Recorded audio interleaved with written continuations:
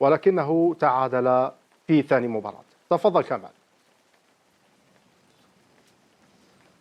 نعم حسام، مثل ما قلت يعني هي النتيجة التعادل أحسن من الخسارة، ولو أن الظروف التي جرت فيها المباراة الظروف المناخية القاسية جدا، اللقاء على الساعة 2 وسط درجة حرارة كبيرة، رغم أن اللاعبين والمدرب لم يشتكوا من هذا الأمر.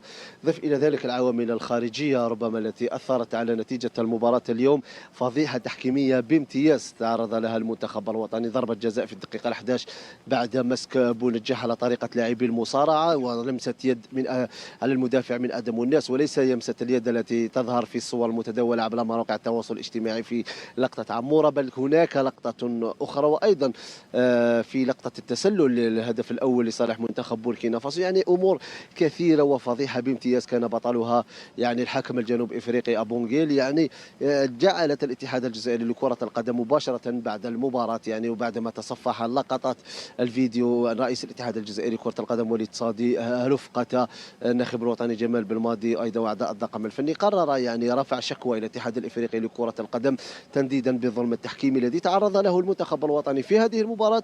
وايضا يعني في المباراه الاولى حين كان يرفض الحكم دائما العوده الى تقنيه الفار، وكانه تقنيه الفار يعني مسموحه لكل الفرق باستثناء المنتخب الجزائري الذي لم يعد ولو في لقطه واحده الحكم الى تقنيه الفار. لذلك ربما بعد ذلك اللاعبين الان يتواجدون في غرفهم من ورائه من هنا من مقر اقامه المنتخب الوطني، يعني بعدما شاهدوا هذه الصور وشاهدوا الظلم التحكيمي الذي تعرضوا له، كلهم اراده وعزم على تحدي عامل جديد، بعدما كانوا يتحدون المناخ يعني وحتى يعني ارضيه يعني جيده، حتى بعض الانتقادات الغير ليست في محلها اليوم سيتحدون هذه المره عامل التحكيم. كمال، هناك غضب عاري من طرف الجماهير، وهنا في الاستوديو غضب من طرف خاصة زين عامر يتساءل عن يعني مدى تحرك الاتحاد الجزائري لكرة القدم قبل أن يحدث الذي حدث في مباراة اليوم، ويعني ما الذي يمكن أن نستفيده بعد يعني هذه الشكوى. لحظة زين.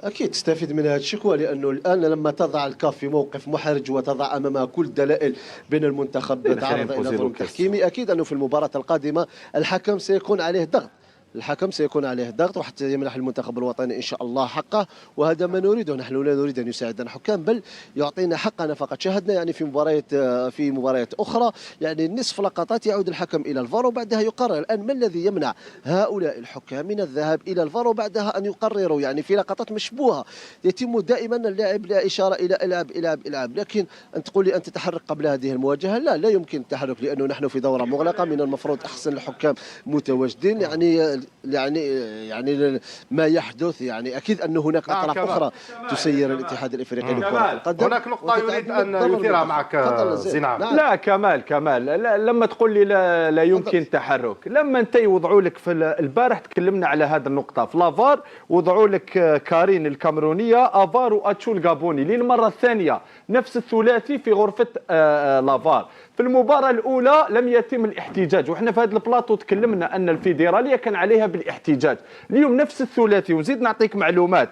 هذه الحكمة يعني الكامرونية اللي واسمها يعني هذه اللي أعطيتك كارين، هذه هي من بين يعني الحكمات اللي تعمل يعني في مقابلات النساء والرجال، والبارح كانت اسيستونت في المباراة اللي لعبتها مصر. يعني باش نقول لك هذه عندها اون ميسيون بيان ديتيرميني. وزيد نعطيك معلومه اخرى، الحكم الذي حكم الجزائر اليوم هو اللي حكم مباراه تنزانيا المغرب يعني في المغرب اليوم. هذا الثلاثي وهذا الحكام تاع لافار عندهم اون ميسيون اليوم، يعني ولا لقطه ما راح الحكم الى يعني باش يشوف تقنيه الفار. هذا شيء غير طبيعي. رئيس فيدراليه كان قادر يعني كيفاه كاع لو ستاف تاع لا فيدراسيون واحد ما تفطن باللي هذا الثلاثي تاع الفار هو اللي دار المباراه الاولى. لا، إن الجزائر اللي دير لها يعني نفس الحكام. لا اليوم لازم يا نقدروا يعني نحكموا، اللي ما يقدرش يحكم يخلي بلاصته.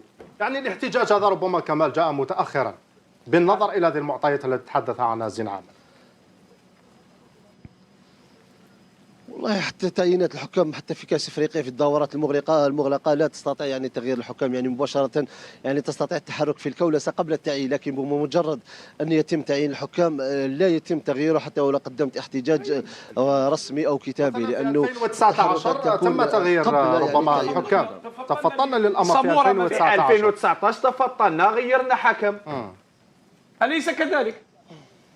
اكيد قلت لك قبل التعيين الرسمي، لما تكون عندك معلومات قبل المباراه بانه سيتم تعيين ذلك الحكم في المباراه تستطيع التحرك قبل يعني الاعلان الرسمي عن التعيين، لانه في حال يعني تغيير حكم مباراه بعد التغيير، لانه كل المنتخبات بعدها ستولي هناك حساسيه والكثير ما يحبوش يلعبوا مع محكم معينين يعني، وتولي بعدها بلبل. يعني لو عندنا يعني كواليس ولو عندنا نفوذ في الكاف نستطيع معرفه شكون هما الحكام اللي يحكمونا، وبعدها نتحركوا قبل ما يعني قبل التعيين، لذلك قبل ما يوقع الفأس في الرسمي. كان عندنا تحكي زين عامر تتكلم على الستاف وتتكلم على لا فيدراسيون. اليوم يعني نشاهدوا انه وليد صادي وحيدا يعني مع رفقه المنتخب الوطني، حتى انه كان في ابيجون وعاد. اليوم يعني اليوم مثل ما شاهدناه يتدخل يعني تغيير اماكن الانصار، يتدخل بعد اقتحام احد المناصرين الملعب، يتدخل الحكام. اليوم يعني حان الوقت لتعيين مناجير للمنتخب الوطني بكل صراحه. اليوم لما تشوف لاعب